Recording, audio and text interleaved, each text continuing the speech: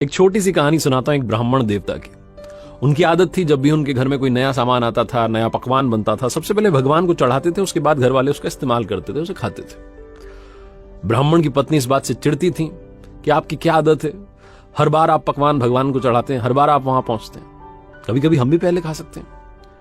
एक दिन ब्राह्मण देवता के घर में स्वादिष्ट लड्डू बने, वो दिखने में टेस्टी लग रहे थे। ब्राह्मण देवता की पत्नी लड्डू का भोग खुद पहले लगाने वाली थी, तभी ब्राह्मण देवता किचन में पहुंच गए। उन्होंने कहा, नहीं, आप थाल में सजाओ, मैं मंदिर लेकर के जाऊंगा, भगवान को चढ़ाऊंगा, उसके बाद आप सब खा लेना।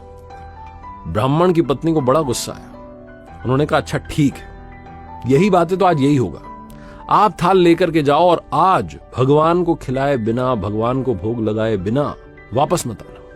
मैं देखती हूं कि भगवान कैसे खाते हैं, वो पत्थर की मूर्ति कैसे खाती है। ब्राह्मण देवता ने कहा, ठीक है, तुम सजाओ थाल। थाल सजा, लड्डू सजाए गए। ब्राह्मण देवता लेकर के मंदिर पहुंचे, भगवान की मूर्ति के सामने वो थाली रख दी और इंतजार करने लगे कि भगवान पधारे।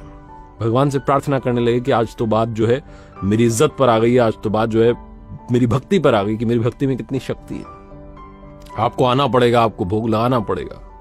मैं अपनी पत्नी के तानों से तंग आ गया हूं, उसे लगता है कि आप भोग ही नहीं लगाते, आप आओ, भोग लगाओ, तब जाकर के वो बात मानेगी। संकल्प करके बैठ गए कि जब तक भगवान नहीं आएंगे मैं थाली यहां से नहीं हटाऊंगा, मैं खुद यहां से नहीं उठूंगा। आसन जमा के बैठ गए। आधा घंटा, 1 घंटा, 1.5 घंटा, 2 घंटा, भगवान नहीं आए। मक्खियां आ गई, मक्खियां भिनभिनाने लगी। गांव में लोगों को बात मालूम चली कि पंडित जी ने आज जो है आसन जमा लिया, भगवान के आने पर ही उठेंगे। तो मंदिर में भीड़ इकट्ठी होने लगी, मक्खियां उड़ रही हैं, मक्खियां भिनभिना रही हैं लड्डू के ऊपर। जो पंडित जी थे अपने आसन से उठे, जाकर के मक्खियां उड़ाने लगे।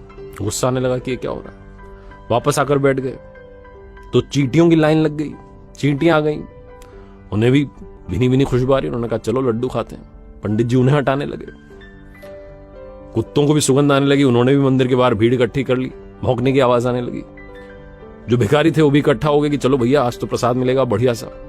एक भिखारी से रहा नहीं गया, वो मंदिर की सीढ़ी चढ़ के आया और ऊपर थाली में से लड्डू उठाने ही वाला था कि पंडित जी अपनी जगह से उठे। गुस्सा तो आ ही रहा था, उसको जम के थप्पड़ लगा दी कि मूर्ख इंसान देख नहीं रहा है, भगवान के लिए थाल लगाए, भगवान आएंगे वो खाएंगे।